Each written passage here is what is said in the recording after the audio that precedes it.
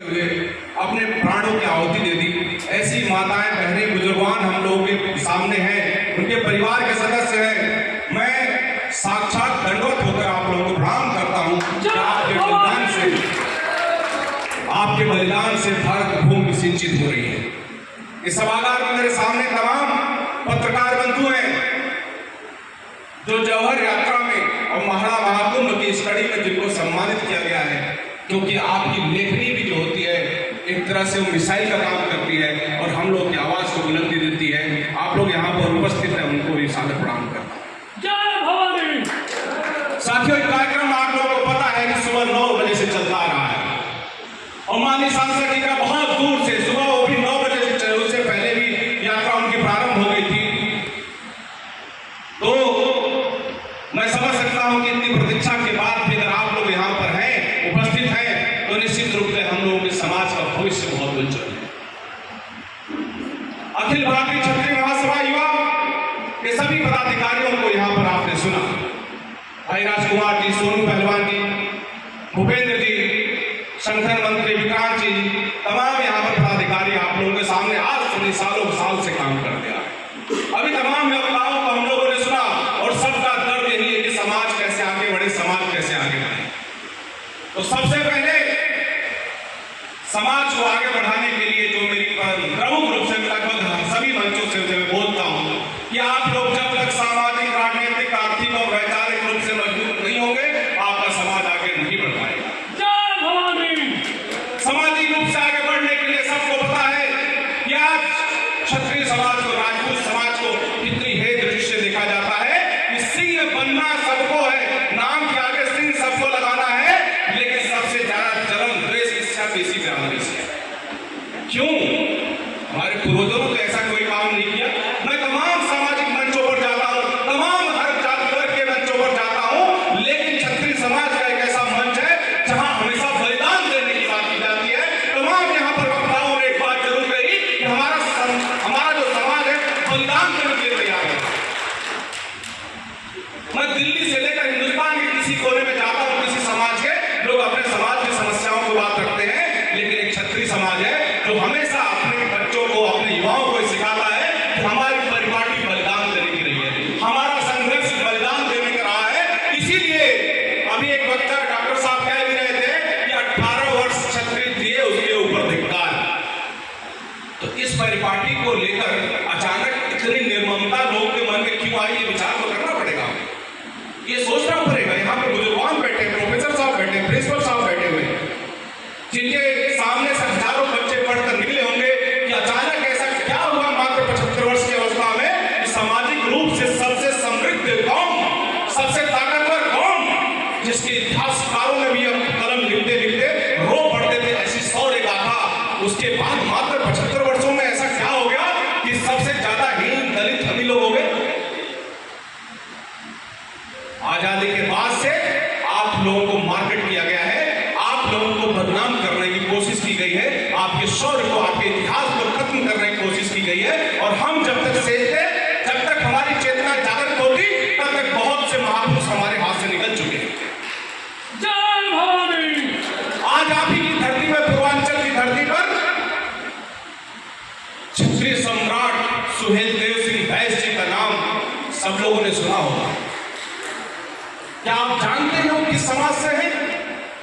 लेकिन इस समाज में उसको अपनी तरफ से, हमें कोई बुराई नहीं, हमें कोई आपत्ति नहीं है, हमारे दादा परदादा तो सबके रहे हैं, सबके लिए जीता मरना है, लेकिन कम से कम उनकी वंशावली तो मत बदलो।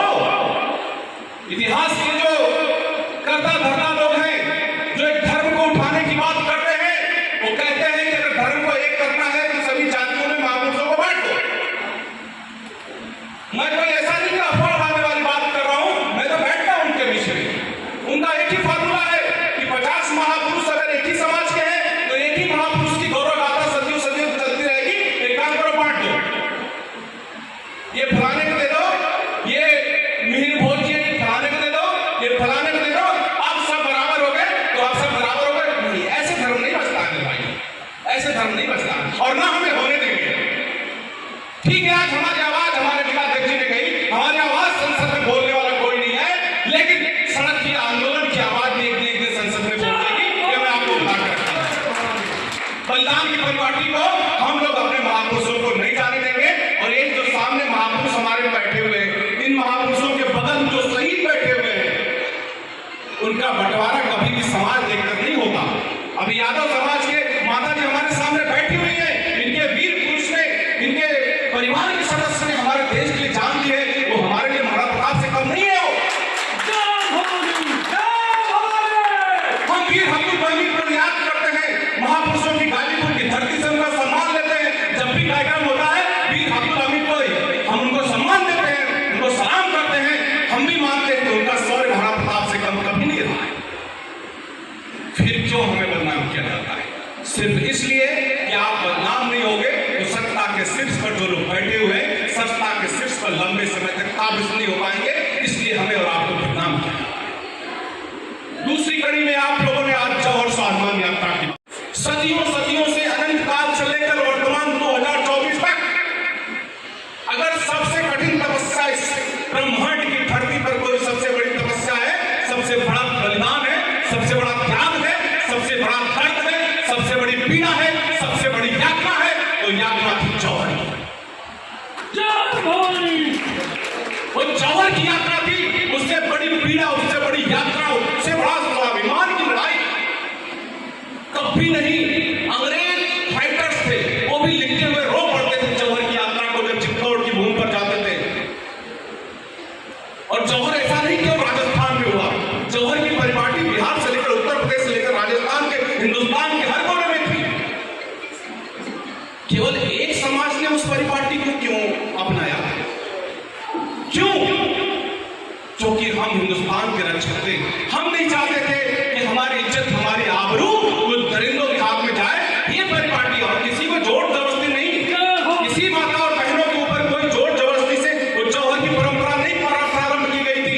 वो खुद उनके अंदर ऐसा परंपरा थी, ऐसे संस्कार दिए गए थे, ऐसे राजपुराने संस्कार दिए गए थे कि स्वयं जल की उच्चता में, अग्निकुंड में वो प्राणियां जलकर कूद जाती थी। अभी कुछ दिनों पहले मां पद्मावती के ऊपर फिल्म बनी थी। मैं आपको रिकॉर्ड के साथ बता देता हूं, मां पद्मावती की फिल्म के ऊपर जब विरोध प्रारंभ हुआ तो उत्तर प्रदेश में सबसे ज्यादा सैनिक, सबसे ज्यादा कार्यकर्ता हमारे संगठन के जेल में गए। अभी भी ट्रेन रोकने की, बसें चलाने की, दुनिया भर की उन्हें धाराएं मेरे संगठन के लोग झेल रहे हैं। आगरा की टीम झेल रही है। नैनी जेल में हमारे कम से कम 15 कार्यकर्ता 3 महीने तक जेल के अंदर रहे। मैं मीडिया के रिकॉर्ड की बात नहीं कर रहा हूं, लेकिन अखिल भारतीय क्षत्रिय महासभा युवा ने सबसे ज्यादा आहुति देने का उसमें काम किया। शिक्षा की बात कर रहे थे राजकुमार भाई, हम लोगों ने क्षत्रिय गुरुकुल प्रारंभ किया। हमने प्रारंभ किया, दर्द भी है कि अगर सामाजिक रूप की बात मैंने कर ली, वैचारिक रूप से हम लोग कैसे मजबूत होंगे? अभी टीवी डिबेट में आपको बिठा दो 4 लोगों के सामने तो टाटा भी हो जाओगे, कोई बात नहीं रख पाओगे। तो क्या वैचारिक रूप से मजबूत नहीं हो रहे हो? वैचारिक रूप से शिक्षा के रूप में आपको मजबूत बनोगे, तब जाके आपको अगली लड़ाई लड़नी पड़ेगी। इसमें हम लोगों ने क्षत्रिय गुरुकुल प्रारंभ किया और उसमें आह्वान किया कि जिन बच्चों को मेरिट के आधार पर उनके प्राप्तांक आ रहे हैं, मेरिट के आधार पर पढ़ने की उनकी काबिलियत है, लेकिन उनके परिवार के पास संसाधन नहीं है, तो व्यक्तिगत रूप से भी मैंने कहा था कि अखिल भारतीय क्षत्रिय महासभा युवा टीम के सदस्य हैं, इन लोगों को कहा था कि आप लोग लेकर आइए बच्चे। मेरे तमाम मित्र ऐसे हैं जिनकी बड़ी बड़ी कोचिंग संस्थाएं दिल्ली में चलती है, मैं निःशुल्क की व्यवस्था वहां पर करवाऊंगा। अभी भी यही कह रहा हूं मैं, कोई ऐसा बच्चा हो जो साधन विहीन हो लेकिन उसके प्राप्तांक अच्छे हैं, वो पढ़ने योग्य है, वो सिविल की तैयारी कर सकता है, कॉम्पिटिशन को फेस कर सकता है, तो उसकी निःशुल्क की व्यवस्था, लेकिन लाकर दीजिए तो सही यार, योग्य उम्मीदवार तो दीजिए। आप लोग गांव-गांव जाते हैं तो ऐसे वैचारिक रूप से अच्छे बच्चों पर नजर रखिए। और निश्चित रूप से मैं अतिशयोक्ति नहीं बोलता हूं, मंच के माध्यम से सबको पता है, मैं जो बोलता हूं वही मैं करता हूं। आप ऐसे बच्चों को ला दीजिए, उनको व्यवस्था हम लोग की जाएगी। और राजनीतिक रूप से मजबूत होने की बात मैं करता हूं कि राजनीतिक रूप से मजबूत होने की बात पे मुझे अभी बात याद आती है कि बलिया में कुछ दिन पहले हत्या होती है। उस हत्या में 2-3 दलित समाज के युवा मारे जाते हैं और 18 राजपूत युवाओं के ऊपर FIR दर्ज होती है। 18 राजपूत क्षत्रिय लड़कों के ऊपर FIR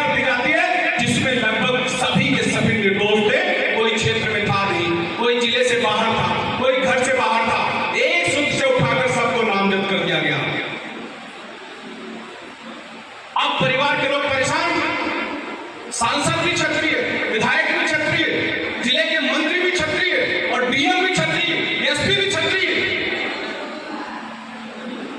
लेकिन किसी में हिम्मत नहीं हो रही थी सच को सच कहे। और दलित खिलाफ की बात नहीं कर रहा हूं, दलित हमारे भाई हैं, उनको हम कभी ये दृश्य नहीं देखते हो, तो मैं उसमें आऊंगा मैं किस तरह से गलत प्रचार किया गया। लेकिन क्या हमारे समाज में हम लोग इतने राजनीतिक रूप से अछूत हो गए हैं कि हमारे सांसद, मंत्री, विधायक अत्याचार, अन्याय सह रहे युवाओं के खिलाफ पैरवी भी नहीं कर सकते, उनकी पैरवी भी नहीं कर सकते। इतनी हिम्मत नहीं हो रही है कि बोलते कि बच्चे निर्दोष हैं। 16-16 साल के बच्चे, 18-18 साल के बच्चों का नाम है, उनके परिवार के लोग हम लोग को फोन करके रो रहे हैं कि भैया पूरी जिंदगी तक बर्बाद हो जाएगी, बच्चों का भविष्य खत्म हो जाएगा, ये आने वाले समय में अपराधी बन जाएंगे। तो राजनीतिक रूप से मजबूत होना क्या इसको कहते हैं? कि सांसद भी आपका है, मंत्री भी आपका, नाम नहीं ले रहा हूं, सभी लोग जानते हो, सब लोग आपके थे, लेकिन पैरवी करने के